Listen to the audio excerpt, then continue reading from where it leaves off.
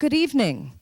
My name is Pat Acklin. I'm an Associate Professor of Geography here at Southern Oregon University, where I serve in the Environmental Studies Department and the Department of Social Science, Policy, and Culture.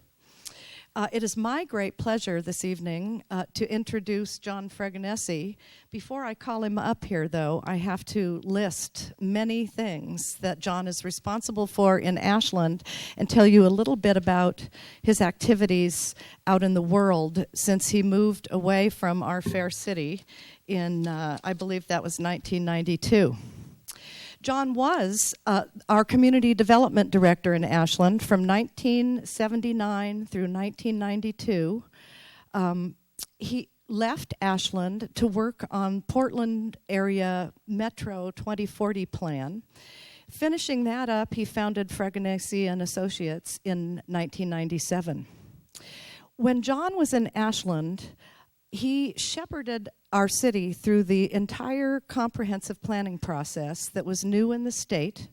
He also worked with his staff to bring us new development codes, our site design standards, the 1986 downtown plan, the open space plan, the A Street plan, creek protection ordinances, and in addition to those primarily legislative events, he received grants to enable the rehabilitation of 150 units of housing in the Railroad District.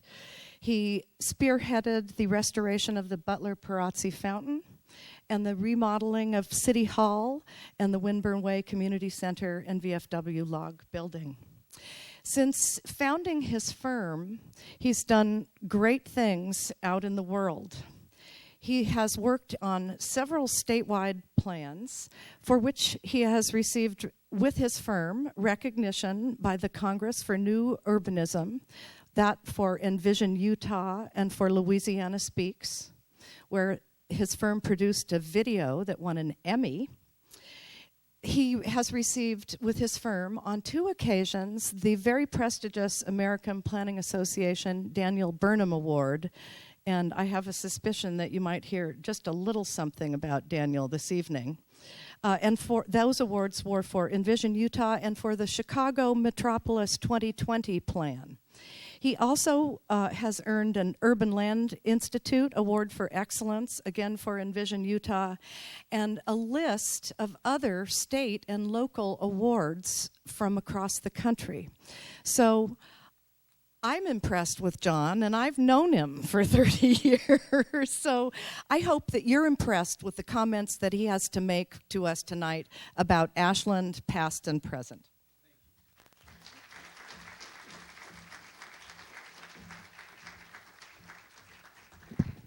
Well, that was very kind, thank you. And I think I know half of you. I mean, this is kind of funny. I've used to talking to strangers, but you know, some of my best lifelong friends are here in the audience, and the rest of you. So anyway, it's great to be here, and it's kind of a very nostalgic night. So if you will let me kind of talk a little bit about what it was like to be here as a young person with my family, raising my family in Ashland, and kind of both the professional and the personal things I learned here. I have to say, everything I've done since here ties back to what I learned in Ashland. And it wasn't just me doing it. It was kind of this partnership with the Council and Planning Commission in the 80s. Brent, you know, all the times, not just at the meetings, but going out afterwards to Geppetto's and the Bow Club and those places where we really had great insight. Serious planning. No, actually, seriously, there's a little more to do about that. But it's time to think about, to look back at that and maybe to look into the future and kind of judge where Ashland is now and maybe talk about, after going out around the country and doing these things, some things I think Ashland would really like and could really do effectively. Ashland's history, you go back in the history and you see periods of kind of coasting and intense acceleration towards new ideas. I mean, starting from the 1860s, every generation comes up with this great new concept that made Ashland what it is today. And I think maybe it's time for that again with all the challenges we're facing. Those are usually things that come during a period of national challenge. Lord knows if we don't find times challenging enough now, I don't know when we will. But the first thing to remember is I came to Ashland almost 30 years ago. So it was a really long time ago. This was a really cool car.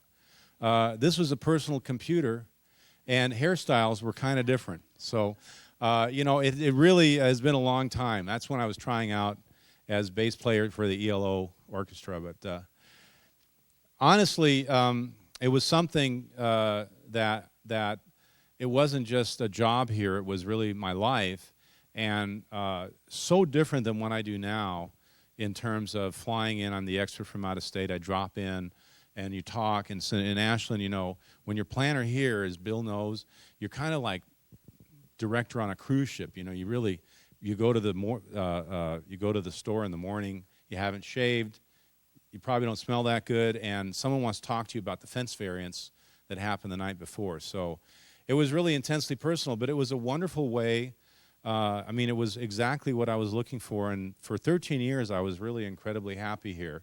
Not only here, but the opportunities you had to go to Guanajuato and really understand the culture, another culture that was so well tied into Ashland, an opportunity that Ashland really has never taken advantage of and really should. You've basically got this partner city where the governors of the state of Guanajuato are trained here in SOC. It's really amazing to see the litany of prestigious Mexicans that have found their training here. As Patty mentioned, during the 80s, starting in 1979, there was kind of this burst of energy to do things differently. Ashland has been always kind of a liberal democratic place, even back in the 70s. And, of course, 1981 was a new morning in America with Ronald Reagan taking his seat and completely changing kind of environment and energy policy and so forth. And it was also a time of really severe, I would say, depression in Jackson County. There was a point at unemployment was 17% in '83. People were seriously hungry, worried about being out of their houses. And during that period of time, Ashland not only undertook a lot of legislative initiative, but took that initiative to try to keep carpenters employed and people in their houses. A nice thing that we might be doing in a few years, or maybe in a few months, finding ourselves that we have to go back and find the skills that we had in the 30s and the 40s and the 50s and the 60s and the 70s and the 80s when times turned bad. Now all of a sudden, I heard the other day that there's no atheist in a foxhole, and there's no libertarian in an economic crisis. All of a sudden, people are always interested in some kind of government intervention. So the comp plan, which was really neat, and I have to say, doing that comp plan with the partnership you had with the Planning Commission and Council, techniques developed there that we use in Chicago, and people think it's really, really innovative, and it's stuff that we did here in the 80s. The housing element, the transportation policies, the land use ordinance, pretty old-fashioned now, but needs an update, but at a time had some pretty cool ideas. The site design and use standards, going off Ashland's unique, not unique, but for a city its size, pretty unique reliance on pedestrian travel. Ashland's very big on that, as big as Portland is on transit. And the site design and use standards, trying to design a city so humans could travel without a car. And I think you're one of the oldest cities. Way before Andres Duany found his feet, Ashland was doing, just from a practical point of view, what it took to make it pedestrian friendly. The downtown plan, one of the funnest projects I ever had, and learned a lot there too. And the A Street plan, I know it's kind of a narrow street, but I love it. The mixed use, sidewalk cafes, trying to see that Ashland would be a place that pedestrians could go. Allowing people to build a little bit narrower, different housing styles, being much more liberal on housing styles, letting people pick the kind of housing that was right for them, helping local businesses stay and expand. This Ashland Hardware was going to move out of town, and we gave them got them into the old city plant, got them in there, moved across the street, and they're still doing well. Trying to make, this was voted by the lithograph was the worst idea of 1986 were these concrete planters. Without plants in them, they didn't look so good. They said they were called them bunkers, I think. But again, you know, fixing up the homes in the railroad district, providing for some innovative stuff that at the time in the 80s was considered pretty radical, mixed use, people living over shops. Doing things like this that allowed the restoration of a balcony that projected over the public right-of-way. Can you imagine that? You know, remember, Mike? That was... But, you know, now you look at it, people think it's been that way for 100 years, but it was a while. And then this was one of the neatest things, has nothing to do with planning, but just as a community project, finding and resurrecting old treasures that had been built and forgotten. As Patty mentioned, things kind of started winding down for me in the late 80s, and I felt like Ashland, when it came time to revise the comp plan for the third time, I said, hey, it's time to look for other things. This project came up, and it's interesting going from a town, because Ashland is so famous and so well regarded for its urban design, I was able to land a job like Portland. I wasn't a planning director to start, but I ended up being the community development director of Portland Metro, and did the 2040 plan, which I have to say my skills as a geographer allowed me to tackle that, going from a town of 15,000 to a region of 1.5 million. And Portland had this great GIS system, which was really helpful, but doing a plan that provided that it really took a lot of the things that we'd done here in Ashland and applied them at a policy level through a metropolitan area, through 23 cities and counties, 3 counties, and again, it's still in place, very stable, really by involving people in the plan. I think that was one of the things that we thought. Then leaving as a consultant, working in places that were very different from Portland or Ashland. Salt Lake City, this is actually 10 counties in Utah, 85% of the population there. The Chicago Metropolis plan, a metropolis of about 9 million people, working for the same firm that had hired, same organization that had hired Daniel Burnham in 1909 to do the Chicago plan, and is now they're going to have a big 100-year celebration for a plan, which is really cool. Working in Southern California, this is the biggest one. Probably I wouldn't say the most successful, but at least they're trying. Doing a regional plan for Southern California, 17 million people in an area the size of the state of Indiana. And working within that for a number of communities, and especially I'm attracted to communities that are more ethnic. The city of Compton, home of Dr. Dre, and just north of Snoop Dogg. In fact, I saw Snoop Dogg in the hotel I was staying at. It was pretty cool. Working in El Centro, you know, a small community, but applying some of the same ideas that we did here in downtown Ashland to figure out how to get their town to really revitalize. And part of it is really, frankly, designing cities for people, designing places so that downtowns can infill and to build a healthy replacements for the buildings, build new buildings, provide for places where people can live close to their work. Working in Hollywood, actually, where I was born and grew up partially on a project to cap the Hollywood freeway and create a park in an area that has 0.8 of an acre per 1,000 parks, super park poor. Do the Denver Comprehensive Plan, and you know, using the, if you read these, you'll find very much the same format of the Ashland Comp Plan, Blueprint Denver, even Dallas, which was a rough and tumble place to work. Louisiana Speaks, doing a regional plan for southern Louisiana. After Katrina, actually, and we've gone and have been doing actually parish plans for the parishes around Baton Rouge. We've kind of settled in there. My mom came from Louisiana, my grandparents, so they go down in Louisiana and just kind of settle right in with the accent and everything. It's kind of funny. I turn into a Louisiana redneck when I go down there. It's interesting.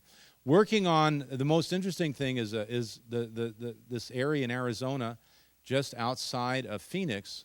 The state owns all this land, and it's state trust land, and they sell it for development. And Phoenix is looking at doubling, so they want to build this area will hold about 1 million people, and the goal is to build a city for 1 million people that's carbon neutral, energy self-sufficient, doesn't use any net water, makes a profit, and is sustainable. So in other words, has room for people from all walks and races, old and young.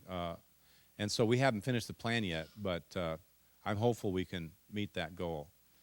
And of course, working a little bit around here, this was a lot of fun just a couple of years ago doing the West Valley View Master Plan, working with Talent to come up with a plan through the Urban Renewal Agency for Talent to try to build a downtown in Talent, and they're moving ahead on it, and I think we'll be fairly successful over the long term to build a place for Talent to have a center.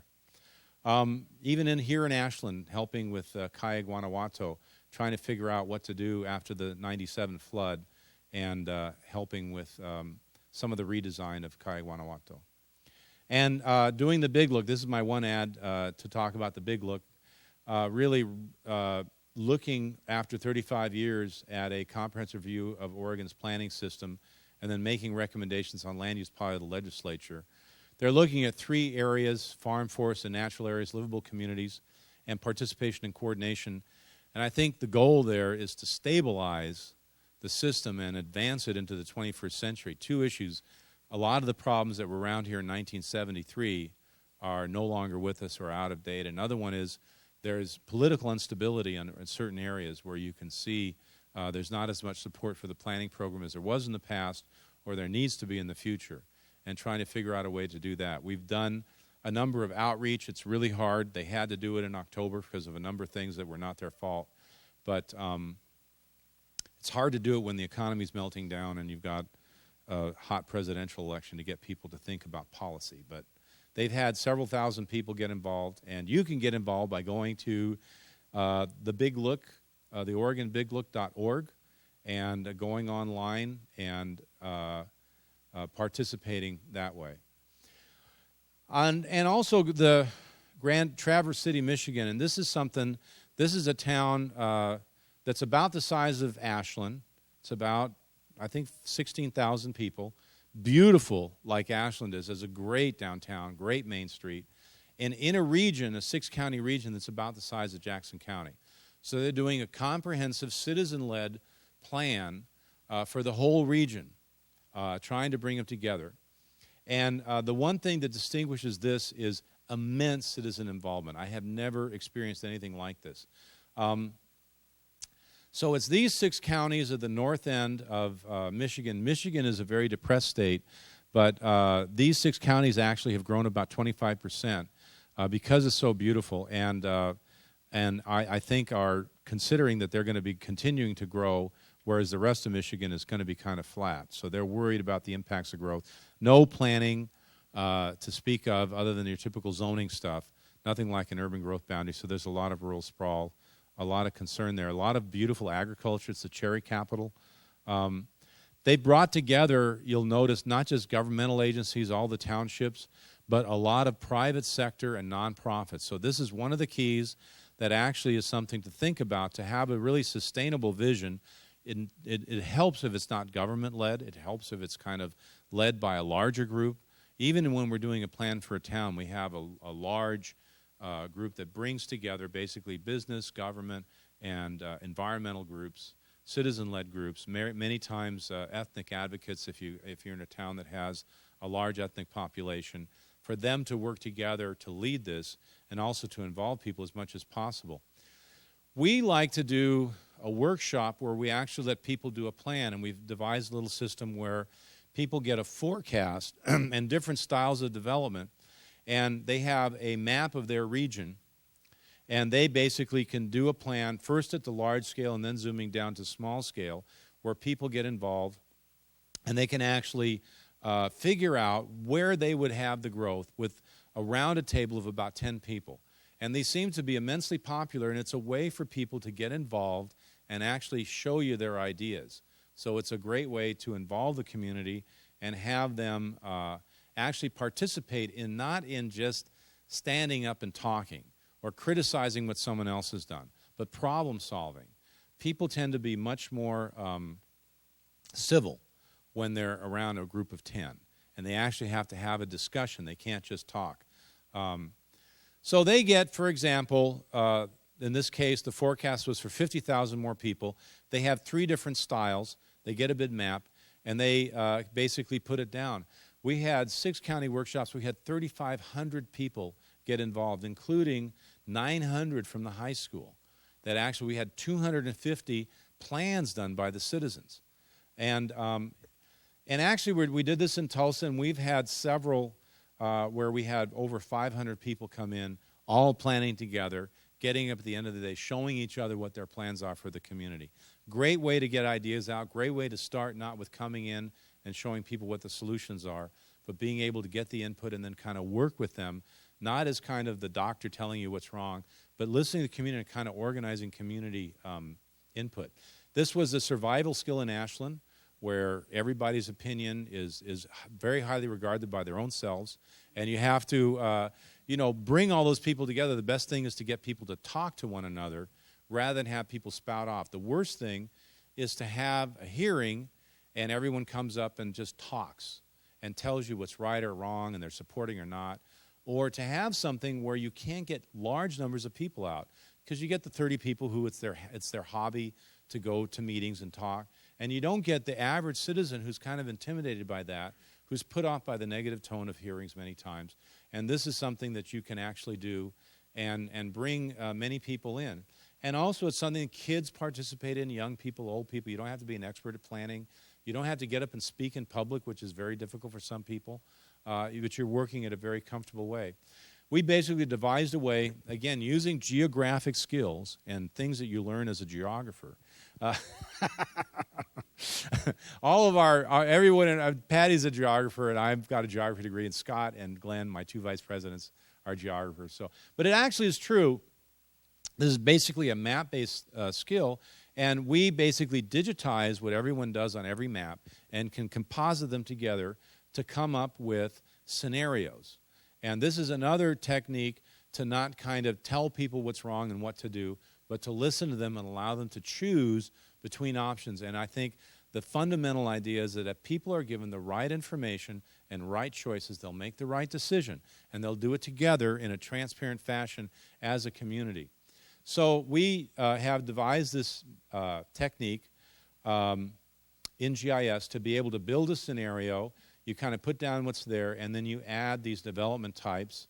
And actually, not only can you measure land use impacts, but we know what the buildings are in each of these development types, so we can calculate energy consumption, water consumption, all kinds of things. We can put in LEED buildings and see how your global footprint would go down. It's really kind of neat. And we then run it through with a market forecast, a land use scenario. We run it through a transportation model, do sustainability and urban design, and actually could come up with scenarios. The scenarios are choices, and by going out and getting 250 different maps, not everybody has the same idea. So we boil them down into 3 or 4 or 5 different choices and analyze them objectively using computer modeling and let people know what they look like. So this is a couple of scenarios from Traverse City. Some people like rural by design. A lot of people like villages, so you can show them what it looks like on a map. You can develop visualizations so people can see places that are familiar with them and understand not just the color on the map, but what would it look like on the ground if you actually did these things.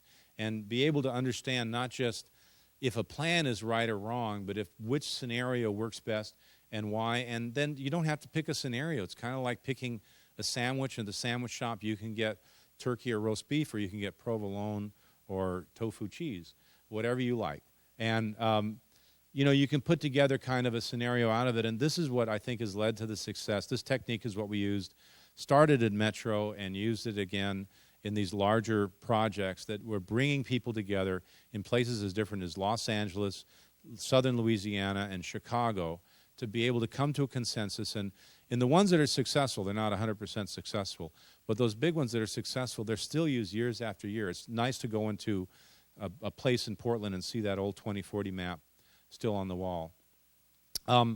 You get not just evaluations like that, you get data about how much land was used, how much forest land was lost, what it costs to drive in the different scenarios, because there's different trade-offs involved.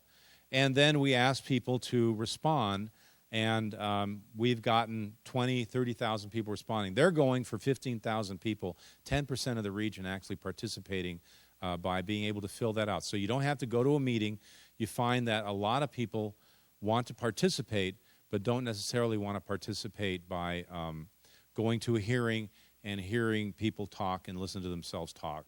They want to participate in a way that maybe from their house. So you can get tens of thousands of people involved if you allow people to participate in the ways that are comfortable to them, talking about things that are issues to them. This is where I was 2 nights ago, actually, for the kickoff of the Grand Vision. It was held on State Street in the State Theater, and it was really interesting to go and see a town the size of Ashland have 700 people lined up down the block like it's a freaking premiere to come see a PowerPoint about the plan. And, you know, it's amazing. It was Michael Moore's theater. He's the owner of the theater. He lives in Traverse, so, you know, you get your local celebrities involved. Senator Carl Levin, the chair of the Armed Services Committee, came and introduced the plan. You know, you get your, at local level, you have people of national import find kind of their roots of not only are they interested in movies, and he's chair of the Armed Services Committee. This is the guy that introduced General Petraeus, but they're interested, too, in how life works in their hometown. So that's kind of interesting, and I think one of the keys for successful planning is the broad-scale involvement of lots of people. I'd like to talk a little bit now about sustainability and the way it's been taught to me, and it's kind of an international standard that you hear called the triple bottom line. There's 3 aspects to the triple bottom line. One is social equity, which means that people have an equal ability to live a decent and comfortable life in your community. It involves both a living wage and affordable housing, as well as health and a whole bunch of other issues. One is economic success, and certainly on the international stage, you cannot have any kind of sustainability without economic prosperity, without economic stability. When people are worried about food, when they're worried about shelter over their heads, they will trade off the environment in a minute. They'll even trade off social equity because survival skills kick in. So it's important to have enough economic stability not to get the survival instinct kicking in. And of course, environmental responsibility, which is something that's super important and often forgotten about as people go for economic success. If you go to Houston, they definitely weight towards economic success. The hell with the rest of this stuff.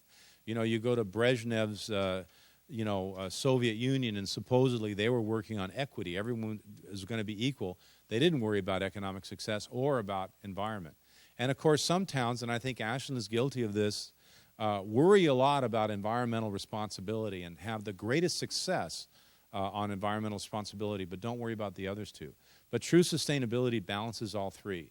And I think it's important to have that as, personally, that's kind of my philosophy. You've got to have a goal of balancing all 3 to really develop sustainable areas that are sustainable over a long period of time, generations.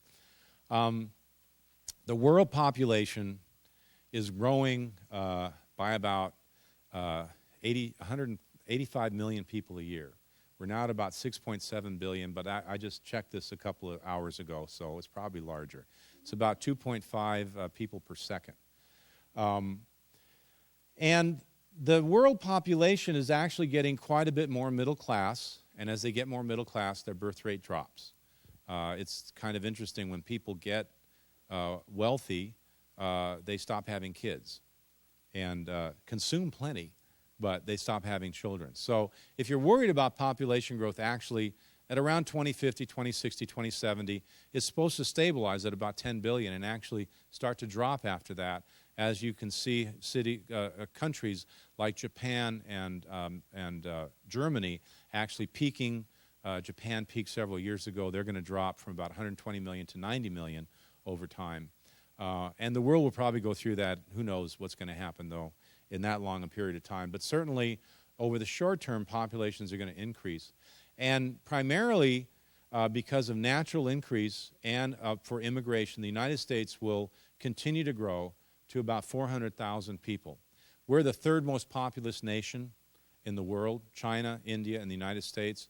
and we'll continue to be the third most populous nation in the world. Underneath us, things change around. Pakistan comes up, Mexico comes up, Japan drops way down, Germany drops off the list of the top 20, but we'll probably stay there. And we have some characteristics that are very interesting. One of them is starting in 2010, the number of people turning 65 annually goes up to about 1.5 million a year.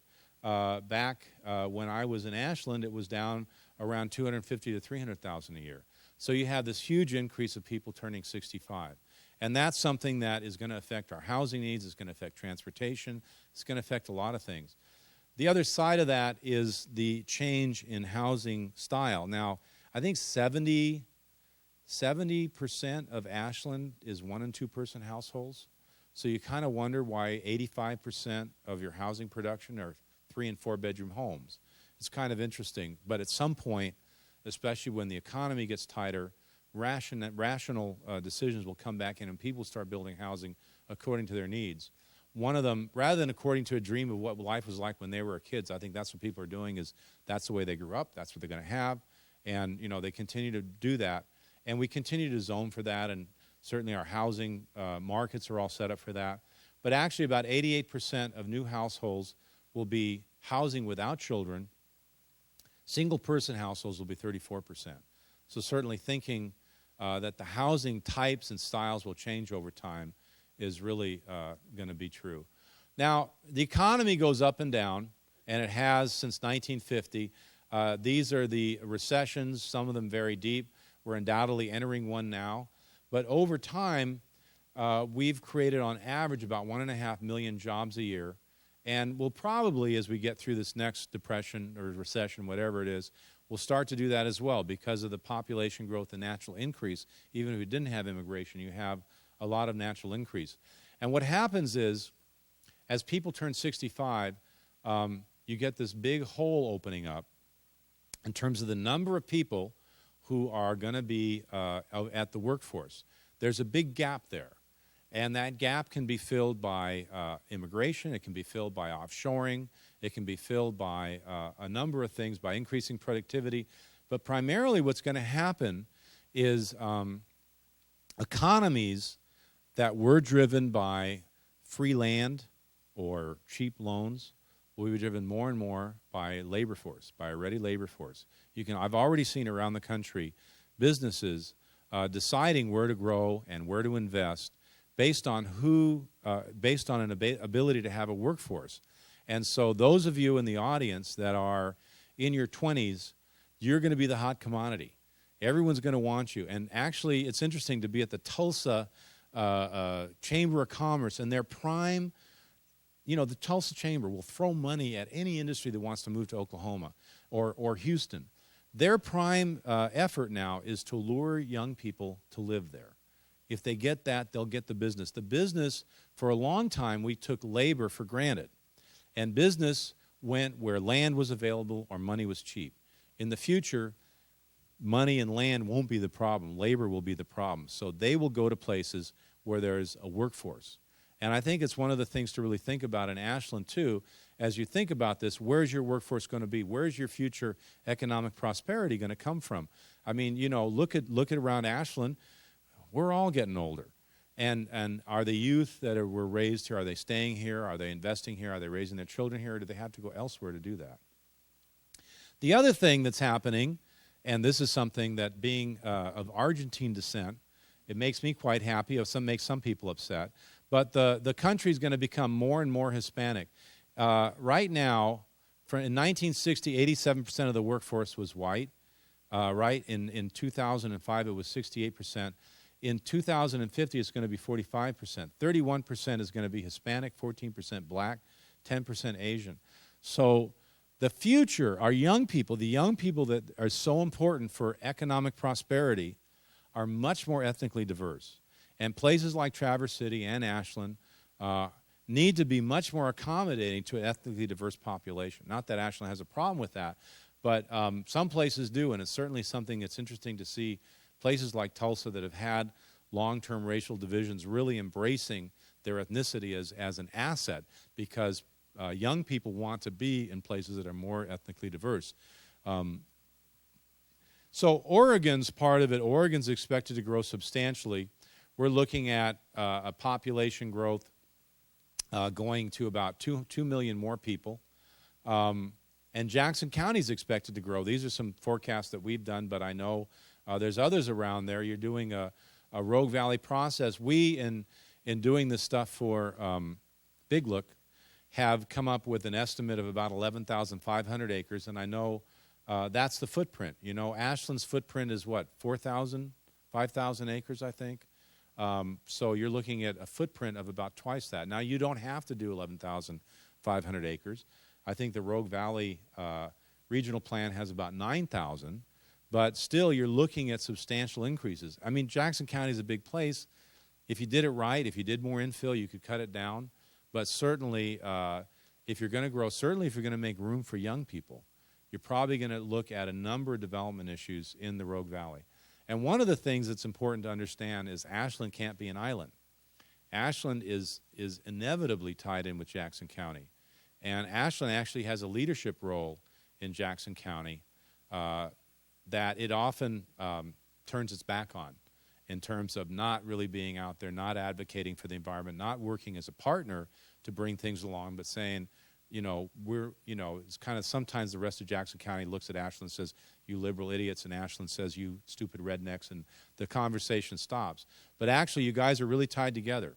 And I think that's another thing that to be sustainable, Ashland has to engage regionally and has to engage as a full partner, pulling its share for housing, jobs, and the environment.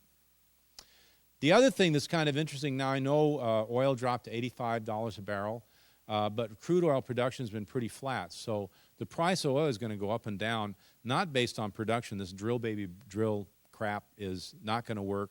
We've got about 3% of the reserves and 25% of the consumption. At some point, that's going to turn. This is actually an ExxonMobil report that is calling for required new production, but you can see what's happening here. There's a flattening out of production. There's not a lot we can do to change that. And you know the models that if you go to peak oil, they show not that the price of oil will just go through the roof, but there'll be incredible volatility. So you had oil shoot up to 147, down to 85. Over time, it's going to continue to increase. In fact, it's kind of interesting. Just in 2001, gas was less than $1 a gallon in Bakersfield. It wasn't that cheap up here, but it was right around $1 and change. And just a couple of months ago, I saw the price at the interchange there. It was pretty bad. It's gone down, but it's something that I think you can find over time that's going to happen. Another thing that really changed things is this little movie, which was a PowerPoint turned into a Hollywood production, basically really changed. I mean, I've been talking about this for a long time. I was skeptical at first, having some climate background. The more and more I read of it, the more I talked to the climate scientists that were doing the modeling. One of them told me we've never overestimated the actual increase in temperature. It's always been underestimated. So all their scenarios, the top one keeps bumping up and bumping up. So who knows what's going to happen, but it's certainly something when it gets into people's minds, as opposed to 2 years ago where there was no serious issues. California just passed a law that requires all of their plans to address a carbon footprint and to reduce carbon footprint, which means to get people living closer to their work. So as you're in California doing a plan, you've got to allow infill housing because of climate footprint. You can't be an exclusive place where you just live and the workers drive in from outside. And they have a lot of that. I mean, we've had for 30 years housing plans and urban growth boundaries and stuff. It's quite different, but it's amazing. They're actually quite a bit ahead of us on that. And so, in fact, you can see issues of global warming coming up over and over again. In fact, again, I was walking around in town, and you can see that there's a proof of global warming. This appeals to the 10-year-old in everybody. But, it's something to look at. One of the things about global warming is that there's two things that really drive it, buildings and transportation. and actually doing some model in it, you can cut, with current technology, about 20% to 25%, maybe 30% by doing smarter land use. You can cut energy use from buildings by about 80%. First of all, buildings that are denser use less energy. In that superstition vistas, we modeled a city of 1 million. We modeled several of them. The denser city used 40% less energy without doing anything to the buildings. There's less skin, there's more roof, there's less roof, there's just a more compact design. On top of that, if you then build the buildings wiser, if you do LEED certified stuff, if you do energy efficient stuff, you can cut the energy use by 80 or 85%, to the point where the local utilities said, you know, we could build a solar thermal plant in this desert and be able to match this and make that energy independent. So it wouldn't be completely energy independent, but it would generate as much energy as it would use at a reasonable price. I wouldn't say it's as cheap as doing it the stupid way, but it's pretty reasonable. So basically, the future won't be like the past. It's not going to be like the present. We're at a time of tremendous change, from climate change, from energy costs, from the finances, and you can expect the future is going to be different. It's a good time to think in terms of what is Ashland's visions for the future. Growth is going to be concentrated in 55 plus. The second biggest group is 15 to 34, two very different populations. But both of those shifts will result in more multifamily and the popularity of mixed use. There's going to be increasing pressure to increase land use efficiency. The days of subsidizing sprawl are over on the West Coast. They're even over in Texas. I mean, they're even over in places where it used to be cheap and just accepted. It's amazing to work in Chicago, which has really, the inner city has been lost population from 1960 to 1990. They sprawled out tremendously, reversing course, adopting policies and adopting a regional plan and having a regional planning agency that any Oregonian would feel comfortable with. Maybe not the 100-story buildings, but some other things. Strong forces are going to put a premium on energy-efficient, sustainable communities, places that are attractive to a workforce, effective transportation, great livability, options for travel, shopping, and work. So this is kind of the deal for the future. So what does sustainability mean in Ashland? For environmental responsibility, Ashland is hard to beat. The conservation leadership that started under Dick Wanderscheid in 1982, both energy and water conservation, which we're not going to talk about, Ashland consumed about 4,800 kilowatt hours per person and has actually dropped consumption per capita while the United States went up by 50%. So actually proving that if we'd have stayed the course that Jimmy Carter laid out, poor Jimmy, you know, we would be around here in the U.S., we would have half the problem with energy consumption. We'd have much less of a problem than we did now. But we didn't stay the course, and at least Ashland did, and it provides a great example for the country. Ashland has a very relatively low footprint from auto use. This is Portland's trip to work data. This is Ashland's. You can see the blue is drive alone. They're about the same. And you can see the differences. Transit is a bigger wedge. It's almost nothing here. But walking and work at home is a big wedge here. So go with what's strong. And bicycle is actually a pretty big wedge here. I think we've caught up in Portland. But alternative travel is really, Ashland's always been a pretty good place to live. When we lived here, we had one car. Worked fine. You know, I could walk or ride my bike almost anywhere. Ashland has a great history and continues to be really good at preserving natural areas both in the city and out. It's certainly what makes it a very beautiful, livable place. But when it comes to social equity, the other parts of sustainability, I think there's work to be done. This was the age profile when I came here. You can see the students in the college. You can see lots of young people. You know, I was in like right this age group here. They had a lot of friends. It's changed quite a bit over time, and it's interesting. You've lost population in what you would expect would be the college age, and you've gained population, the 45 to 54-year-old, and the over 75 is almost doubled. So Ashland has that problem of being such a beautiful place that everyone wants to move here. People with money are the ones that succeed and kind of drives out the younger folks. Ashland continues, though, to have a much lower median household income than the rest of the state, tends to be poor. Some of that's students, but given the change in both the students and the percentage of students to the rest of the population, I think there's just a lot of poverty in Ashland. Entertainment and tourist-related employment has increased in importance in Ashland as opposed to other businesses. In Jackson County, you can see retail trade leading it, but healthcare, construction, accommodation and food services, management of companies, transportation and warehousing. Some of these actually pay a decent wage, $40,000, $50,000 a year, and these are basically $35,000, $40,000 a year in healthcare. But when you look at Ashland, almost all the growth has been in retail trade. So you have 8,500 workers, but almost all of that is in retail trade. The ones that pay money, there's almost no growth, and 100 new jobs in professional science and technical services. You know, you'd have to think about that long and hard. When you look at what these folks make at the top three and look at that, you have to think, what can they afford to pay on one income? $667 a month rent, $1,000. Accommodation and food services, $337 a month rent.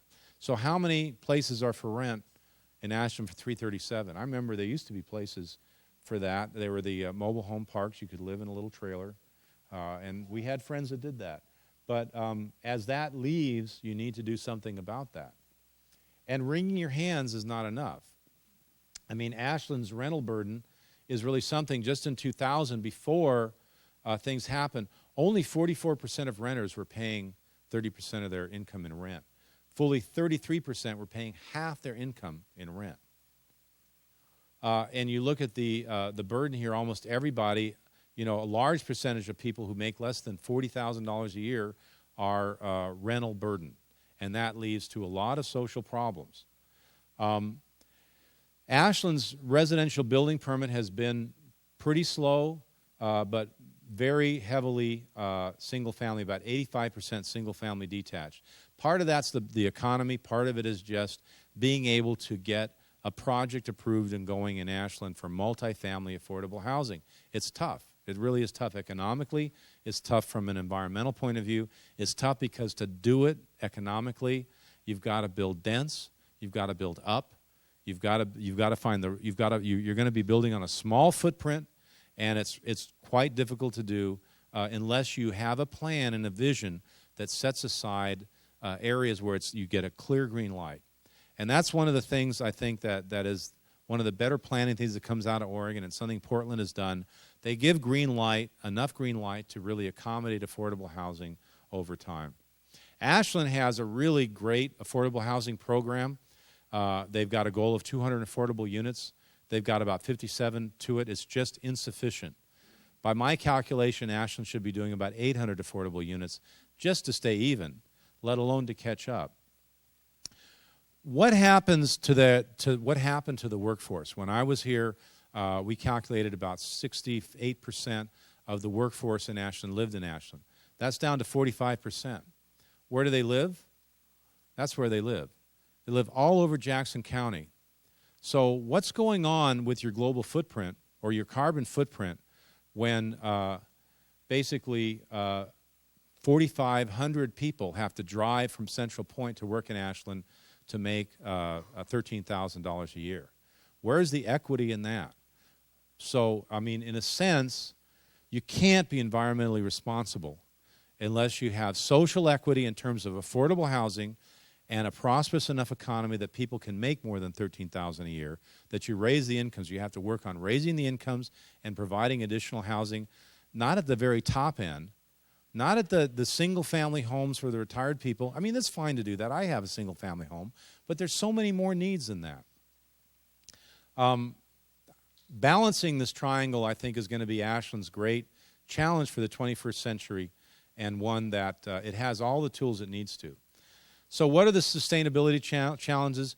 Although you have low energy consumption, low water consumption, you're good on the environment, you walk a lot in town, 4,700 workers commute into Ashland every day. They're all driving a car. You're responsible for that carbon footprint because they can't find a place here to live. It's hard on the workforce. And if your workforce is young people, where do they have a place to start? Where do they have a place? When I came here, I made $3,000 a month as Ashland's planning director. I mean, that was 1980. It was a decent wage, but you have a hard time attracting a planning director because they can't live in Ashland. It didn't used to be like that. It's a bad place to be poor.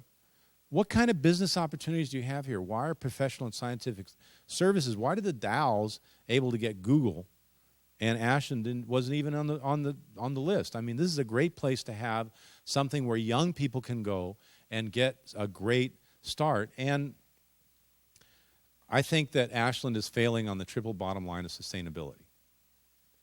So here's some ideas.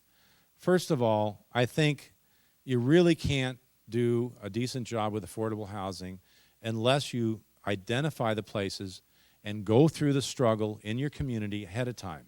This fighting case by case wears everybody out. It turns people off of the planning process. And it's something that actually, when the comp plan was adopted, a lot of things happened. It was a great period of housing production. There was actually some really nice affordable projects done during that period of time because there was a clear green light. And for a while anyway, you could get things done in a pretty reasonable spot. And actually, Ashland built some pretty good affordable housing. Housing is always going to be a problem. And I think one of the things is partnering more with the private sector to build truly affordable housing is important. And that requires high-density infill. I mean, you cannot do low-carbon footprint expecting everyone to live in a single-family home on the edge of town. You've got to find places in town, and I know it's controversial, but it shouldn't be the responsibility of the developer. It should be part of your plan to set the conditions and the locations and the kind of development and to make sure that people can actually do it financially. One of the biggest tools we use is something called the tipping point. Understand what makes the project pencil. Work it till the project pencils. The kind of projects not to make money for the developer, but to make your town more equitable, more socially responsible. High-density infill is lower in energy, it's more efficient in transportation, and it reduces cost if it's done right, if it's not too tall. But basically that 4 to 5 story mixed-use infill can be done really cost-effectively all over the country. You need more predictable approvals for needed housing. You need to focus on workforce housing and young people. You need to have a strategy on how to attract and retain young people. First of all, the young people that grew up here, the people that were the kids that my kids grew up with, all had to leave. Very few of them are staying. The ones that are staying struggle, or they were lucky enough to be entrepreneurs. And finally, urban renewal. Everybody uses it. Ashland doesn't. I proposed it during the Ashland Downtown Plan, and I just got a big turd put on my head, and it died. If you had done that in 1986, you would have had millions of dollars to do all kinds of things. There would have been 1,000 affordable units where people could walk to work. It would have been a much different place. So look, Portland does it, has a PDC. Gresham does it. Hillsborough does it. Beaverton does it. Springfield does it. Talent does it. What's the big deal? You need to use the tools that are available. How can you do the Croman site? Who's going to, you think you can do something like Croman and put a system development charge to get the infrastructure in there. What's going to happen? You're going to get high-end businesses that won't hire anyone locally, and you're going to get expensive housing that people are going to come from California, and then you're going to be pissed off about it. You need to get with it and use the tools that are available to you that everyone else in the state uses to do responsible, sustainable development.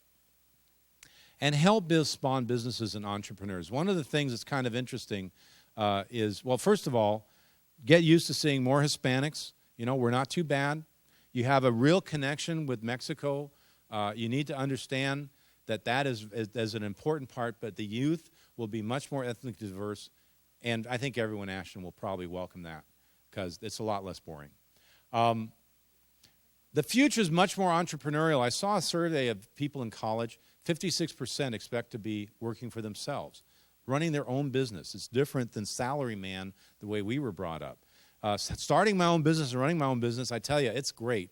And 19% of the job growth in Jackson County was I mean, number of entrepreneurs grew by 19% in 5 years in Jackson County compared to wage and salary. And it's now 25% of all the jobs in Jackson County are sole proprietors, 21 out of 4. And I think designing your city to assume that people are going to be working out of their houses, maybe bringing an employee or two, those are kind of things that you can live with and need to live with in your thinking. I'd like to talk a little bit. I know that sounds hard to do, and I know you hate to compare it to Portland, but basically one of the things in Portland was that large-scale input agreement on where and how to do it. This is a survey that was taken after 2040. Should we increase density in your neighborhood, or should we expand the urban growth boundary? 46% said hold it tight and increase density. 32% said slight UGB expansion. That was tested in 1996. It was tested again in 2004. It's held constant. People that run against density don't get elected. People that run on responsible infill get elected, as long as people understand where it is. It's not willy-nilly in every neighborhood. The neighborhoods are put off limits. It's selected areas. All over, building these 4- and 5-story mixed-use infill projects. No, they don't have enough parking. No one cares. You know, there's businesses on the ground floor. There's affordable housing that's upstairs. There's all kinds of housing. Actually, some of it not very affordable. This is one of the first projects, actually, that I helped put together. It was an old abandoned dairy. It had been abandoned for 25 years. Zupan's, great grocers on the ground floor, luxury townhouses, affordable apartments, all put together. Changed this whole neighborhood. The Pearl District, which was basically an abandoned rail yard of about 70 acres, built with urban renewal and with the private sector paying for 30% of the streetcar, a whole urban environment. So I don't know if you go to Portland, but you've been in the Pearl District. It's completely brand new. And it looks pretty ritzy. It looks great, but it's actually 7,200 housing units since 2000. That's as many as in Ashland, I think, even more. 4.6 million square feet of commercial, 2.28 billion in private investment, a 35-to-1 leverage. Now, you can do these kinds of things on a smaller scale. And in terms of affordability, the Portland Development Commission set a very high standard of 45% affordable. Imagine if your housing projects had 45% affordability instead of 115 units. You know, you've seen in there, actually, they're meeting their affordable targets, and actually now the economy's gone tanked and condo market's gone. A lot of those condos are coming in, they're putting in 600 and 700 square foot apartments right in the downtown where you can live and work and enjoy life without a car. So what does Ashland need? I think one of the things that's lacking, the thing that's come up over and over again, is a shared vision. Now, I was raised Catholic, and a vision often was something that's pretty scary. It involved an angel usually telling you to do something really painful, very dangerous. But I'm not talking about that. I'm talking about the vision where you can be inspired to see something together that doesn't exist, to look over the hill. Think about the Martin Luther King speech and how he had such a powerful vision that I, as a person, adopted, I think a lot of us adopted, of a society where people wouldn't be judged by the color of their skin, but by the quality of their character. And in fact, you know, you can actually see things happening like that because of that shared vision, because it's a vision we all adopted and are working for it. I have to say, I'm on the Senator's Barack's Urban Policy Committee, and I have to say anything I say tonight has nothing to do with him, because I have to make that disclaimer. But that's a very exciting thing to see, not just the fact that he has melatonin in his skin, but that he's actually such a brilliant guy. And you know, you can really start looking at him for the character that he has. And it would be hard for my grandparents to imagine, who were from Louisiana, this is happening. But it is. He comes from Chicago. You know, that's the place that kind of gave him his birth as a politician. And it's interesting. It's a great town. It's not at all what I thought of Chicago before I went there. But it's kind of interesting to see, you know, the Chicago fire burned Chicago to the ground in 1872. Before that, it had been a stinking city by the river in a swamp. It began to be built back in exactly the same way. And the folks in Chicago said, this is not the way we want to do it. One of the things they said is that let's show people what a town can be. They sponsored a World Fair, and instead of building a fairgrounds where you go in and see the latest steam engine, they built a city. They built the White City. It worked. It was beautiful. Chicago was there as a mess, but the White City established a vision, a common vision that was not just adopted by Chicago, but was adopted by the whole United States. It was a place where you had sewer and water, you had safety, you had electric lights, and it established and implanted a vision of what a city should be in the United States, and actually is responsible for a lot of what we love about Ashland through the City Beautiful movement. The Metropolis plan came out of that, adopted in 1909, the first comprehensive plan, and Chicago's been following it ever since. In fact, our work is kind of to update and reprise that, but you can see the same ideas. Great forested swaths retained through the center of the urban area, beautiful downtown, equity, housing for all people. It was all in the 1909 plan, and it's in the current plan. In fact, this is kind of an example of what Chicago did with the waterfront. This is the shorefront, was like this for years. Paved it over and built a park, built a place that draws people by the tons, day and night, right into the heart of downtown. It's their social gathering. It's their plaza. Ashland has had a strong common vision in the past. Actually, the City Beautiful movement came out of that Chicago World's Fair, and it was promulgated by Chautauqua. And why you have a Siskiyou Boulevard, why you have fountains and statues all over the place, why you have beautiful buildings that were built in that era, was a common vision of what cities should look like that took this grungy, pioneer, dusty town and turned it into a beautiful city, and it's been a beautiful city for 100 years because of that. Lithia Park. Imagine going into debt the way they did. At a town of 4,000, I think that equivalent would have been like passing a bond for $100 million for a park and to bring water into town. That was a good idea. But that kind of common vision, having your own electric utility, fighting Copco to make sure you had your own electric utility that was city-owned. The Shakespeare Festival, starting a Shakespeare Festival that does it down. The 1966 downtown plan, not the one that I updated, but the original one, where they said, you know, this town is dying, we need to do something about it, and starting something in 1966 that now that's something we ought to celebrate, or should have celebrated in 2006, the 40th anniversary of the real downtown plan. The comp plan in the 1980s, yay! That was a great time. That was actually a really pivotal time when Ashland started moving towards that sustainability.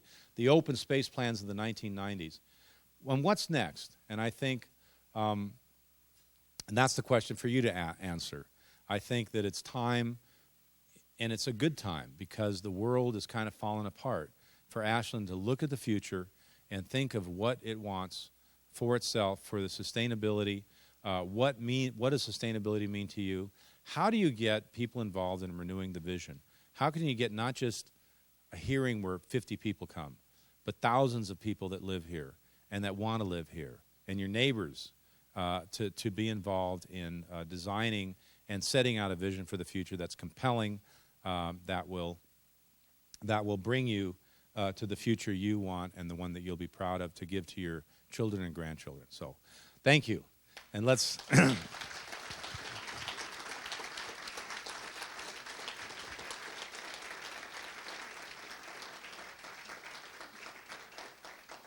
No questions. No.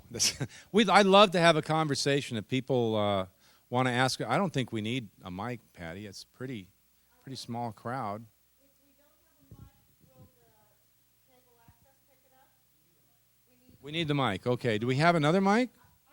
I'll tell you what. I'll come down. I'm going to do the Oprah moment. Okay. Donahue. Okay. I'm comfortable with my sexuality. I can be anybody. Yeah, I'd just like to know if this PowerPoint is available like online or something, because there's a lot of people around here that ought to see this. Sure, I'd be glad to donate it to Patty. And Patty, can you? No, but I mean the original files. Everyone can use them. And we will also give you some DVDs. I will put it on my FTP site and send you a link. And everyone can download it from the FTP site. Be glad to do that. And I know Ray, you need it for your, Jessie needs it for her term paper, so we'll have to do that. Yes? Many of us in Ashland are not happy about growth. What is the alternative? Well, the alternative is to keep the same in terms of physical size and to reject growth. But I think the problem is you change demographically. You can either be the same physically, but then you change in ways otherwise, or you can change physically and try to retain some of the spirit of demographics. What's happened in Ashland is resistance to growth has driven out young people. So I think personally that you need to understand what your role is in the region, do your fair share, and kind of be progressive about it. Try to target the population that you need most. And I think for you in Ashland, that's going to be young people that want to live and settle here and provide the next generation of Ashlandites that will make this place a great town.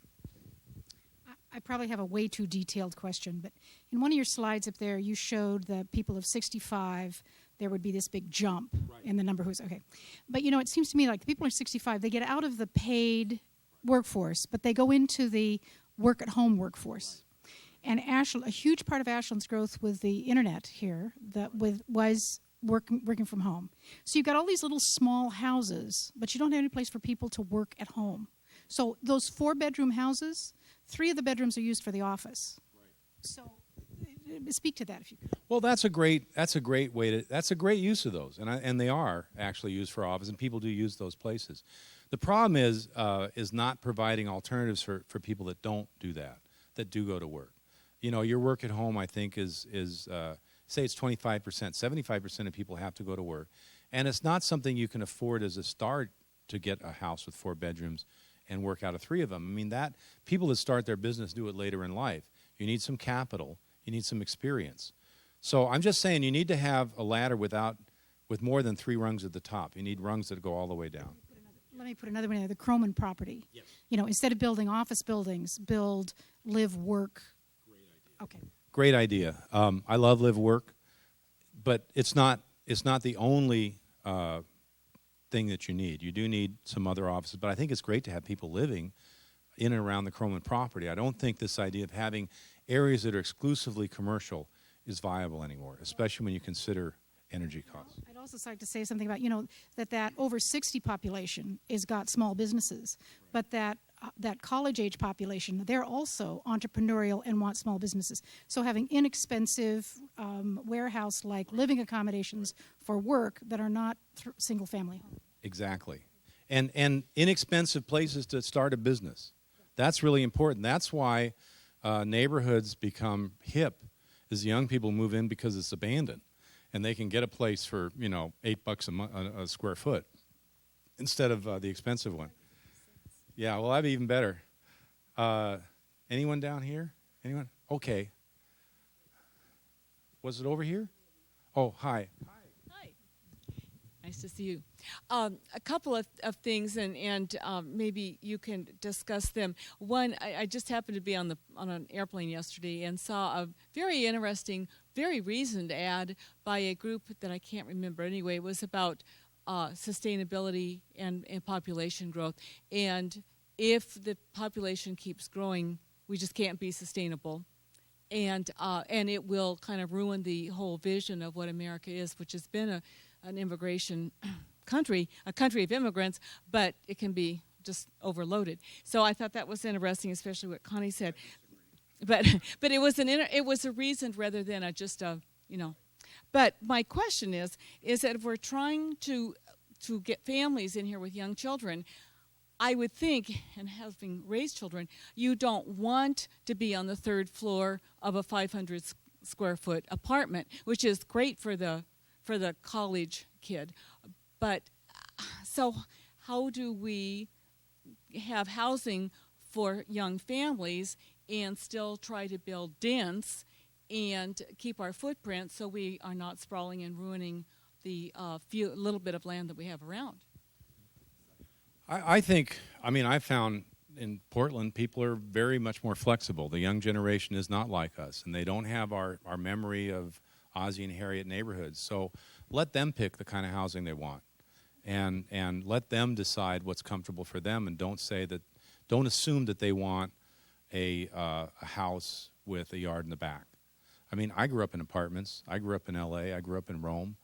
It was a great life, and believe me, I don't really like backyards, because you have to mow them, and they're not really used that much. And front yards, I live in a house built in '26, and it has a big front yard, which is, my kids play on there. But I think, you have to let young people kind of make their own way, and people will live with what they can afford. And I think the issue of sustainability and immigration is a really important one. It's important to understand that we're all here as immigrants, and that I don't think there's anything that we have ever done to stem the tide of immigration. The problem is it's not us, and not just Ashland. We're part of the world. We have an idea of our borders are kind of inviolable, but we're actually hooked in with the rest of the world. What China does affects us. What Mexico does affects us. And I think you can't be that way and not understand that some people are going to want to live here. And that actually, given the aging of our population, it's going to be important for our economy. Our economy doesn't run without enough young workers.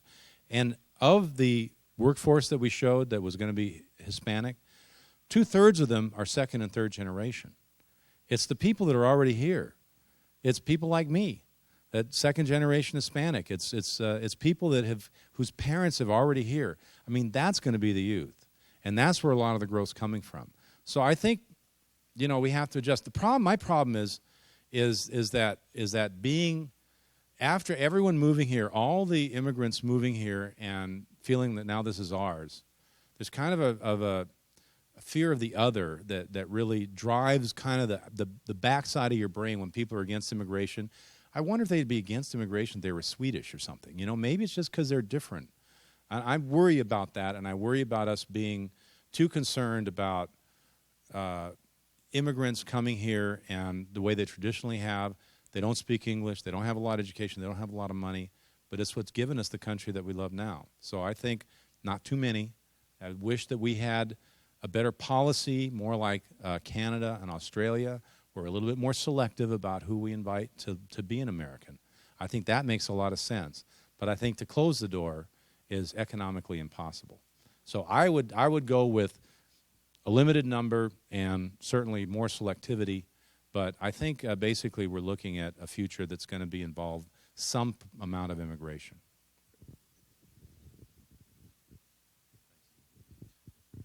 First, thanks for the presentation, all the great data.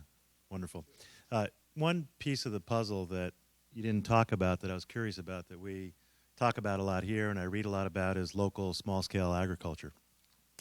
And so I'm curious in the context of Ashland and the Rogue Valley, but also in your work around the country, what people are talking about, what you see as relates to planning for more smaller scale food production as relating to carbon footprint, as relate to the average distance that food travels. And so if you could talk about that a little bit, I'd appreciate it. That is a big part of sustainability, and it is something that actually in some of the places we have been working is really become important. Chicago, Michigan, Traverse City has amazing productivity, and they have farmers markets.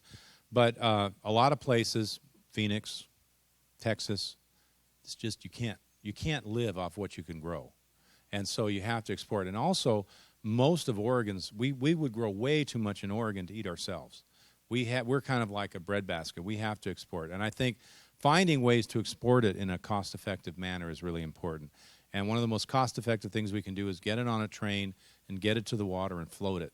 And when you get it on the water and float it, it's almost the energy footprint is much, much lower. So I think thinking through how to do that is important. I think, though, going to more of a European style of agriculture where you're much more connected with the products in your area is really going to be important, and I hope that happens more and more. And I think the important thing is to support it and support businesses that do that. And I know here the co-op does it, and it's great in Portland. You see locally grown, whenever you can.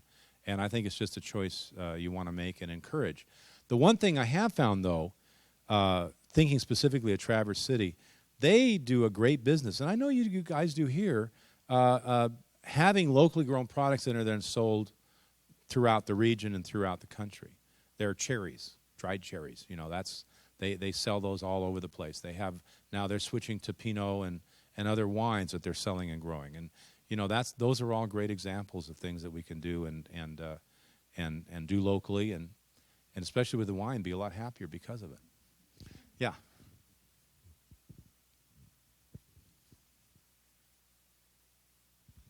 As a candidate for city council in the upcoming election, I've been talking with a lot of voters, and I am always at a loss as to how to respond to the voters who say, we don't need to have affordable housing here. After all,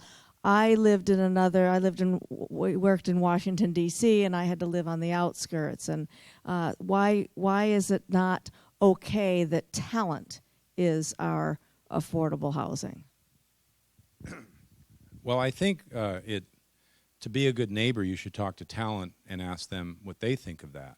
You're really part of the Rogue Valley, and you can't assume that your neighbors are happy with that, or that the people that work here and basically have to consume extra energy because of it. I think there's a sustainability argument, but I should say something else. I don't think that as a city councilor you should have to answer that question. I think that you, through your planning department, sorry, Bill, should do a vision and involve thousands of people in Ashland. And you need to build political sustainability too. You need to build sustainability for something that balances some growth or some affordable housing with the other issues of the day. And if it's done in a public, transparent, very popular method, I think you can build a new political consensus that will last for a decade or 8 years or so. Anyway, long enough to do some good. I mean, you have to continually renew that vision and update it. And I think it's time for Ashland to do that, because I hear a lot of concern about affordable housing in Ashland. You have tools you could use. There's a sustainable way to do it. There's a sustainable argument to do it that will appeal to many people.